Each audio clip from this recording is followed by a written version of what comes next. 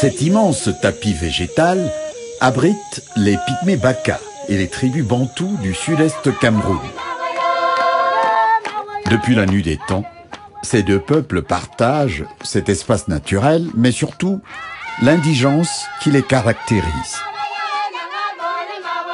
Pour aider les Baka et les Bantous dans la lutte contre la pauvreté, l'État camerounais, à travers la loi forestière de 1994, a institué la foresterie communautaire, un système qui facilite la participation des communautés locales à la gestion durable et équitable des ressources naturelles, ainsi que leur accès aux retombées sociales et économiques qui en découlent. À ce jour, on dénombre 39 forêts communautaires dans le sud-est du Cameroun. Situées à la périphérie des parcs nationaux de Bumba-Bek, Nki et Lobeke, ces forêts couvrent une superficie d'environ 80 000 hectares répartis dans 39 villages peuplés de Bantous et de Baka. Ces communautés bénéficient du soutien du World Wide Fund for Nature, dont la mission est de s'assurer que la gestion durable de la forêt communautaire est garantie et contribue effectivement à l'amélioration des conditions de vie des populations riveraines. Ces 15 dernières années, plus de 75 initiatives de forêts communautaires ont vu le jour avec l'appui de WWF. Les forêts communautaires sont des portions de forêts dépassant par 5000 hectares. À travers la foresterie communautaire, la loi a permis donc aux populations riveraines de participer à la gestion durable des forêts. Donc, WWF encourage cette participation et à travers cette participation, les communautés ont des ressources, j'entends par là des ressources, peuvent gérer les forêts durablement et tirer de cette gestion durable des ressources financières pour le développement local. L'un des bénéfices importants de la forêt communautaire au sud-est Cameroun est la scolarisation des enfants Baka. Nous sommes au village Yenga, situé à environ 250 km de Yokadouma, le chef-lieu du département de la Bumba-Ngoko. Ce hameau abrite un collège d'enseignement secondaire bilingue. Tumba et Salo sont deux élèves Baka en classe de 6e, dont la scolarisation est prise en charge par la forêt communautaire.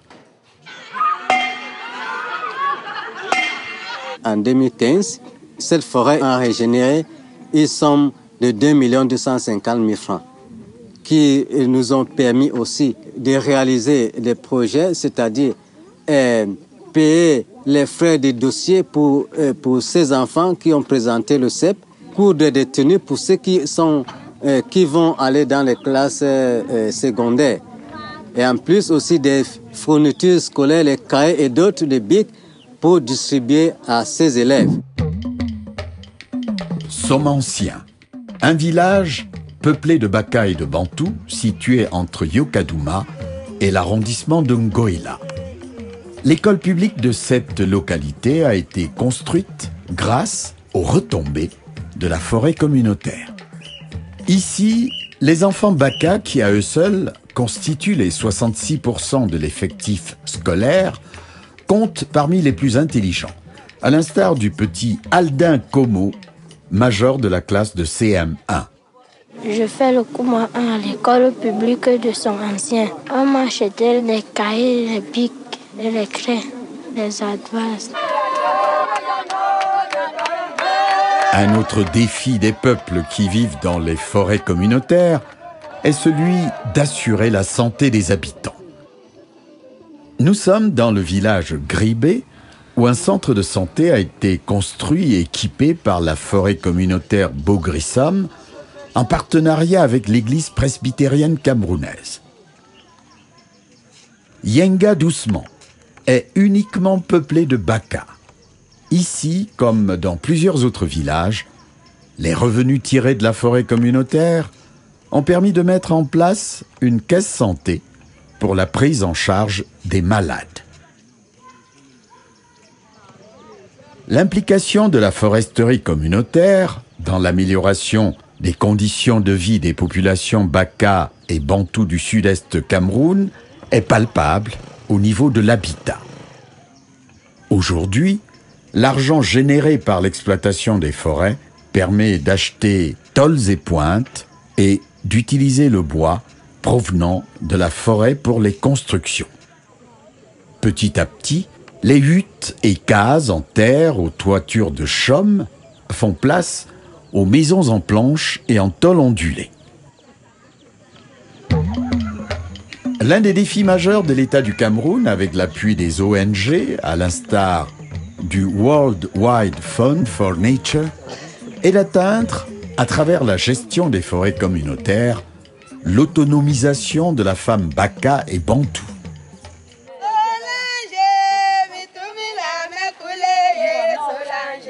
Les pistes créées par l'exploitation de la forêt communautaire éloignent les bêtes sauvages et favorisent l'entrée des femmes pour la collecte des produits forestiers non ligneux.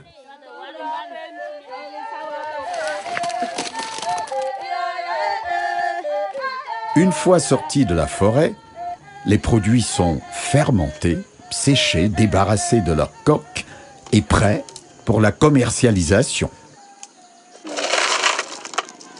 Avec les produits non lignés, ça m'aide à envoyer les enfants à l'école et ça m'aide aussi à faire d'autres activités, le commerce. La forêt communautaire nous a beaucoup aidés. Moi qui parlais là, avec la forêt communautaire, j'ai conçu une maison. Cet argent nous permet à résoudre nos problèmes dans nos foyers, acheter aussi les choses dans nos maisons. L'exploitation du bois de la forêt communautaire est une source inestimable d'emploi des jeunes. Nous sommes dans un champ d'abattage et de sciage local du bois dans l'arrondissement de Ngoïla. La scierie mobile, à lame basculante, a remplacé la tronçonneuse. Son avènement a amélioré la qualité et augmenté la production du bois et par conséquent les revenus financiers des forêts communautaires. Une fois sciés, poutres, planches, lattes et chevrons sont évacués sur la tête par des débardeurs qui engagent aussitôt des va-et-vient entre la forêt et le village où un camion gros porteur est déjà stationné pour embarquer la cargaison. André est débardeur et vit de son activité. J'ai pu faire des réalisations avec ce que je gagne. Quand je rentre ici au débardage le jour de la paye, j'ai peut-être mes 300 000. J'arrive. Je paye si j'avais un problème de télé, je paye ma télé, je paye mon loyer.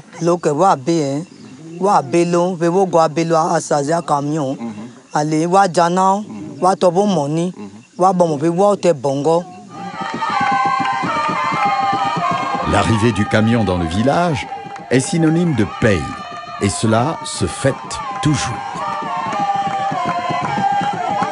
L'une des missions de WWF est d'éduquer les populations, tandis que l'État camerounais met en place la réglementation dans le but d'assurer la régénération de la forêt. À titre d'illustration, la loi exige qu'on laisse végéter pendant 25 ans une parcelle de forêt exploitée afin de permettre aux espèces et essences de se régénérer. Dans les communautés, la prise de conscience est réelle. Des pépinières sont créées et le reboisement effectif. L'État du Cameroun joue un rôle majeur dans la gestion de la forêt communautaire qui fait l'objet d'une convention avec les communautés villageoises.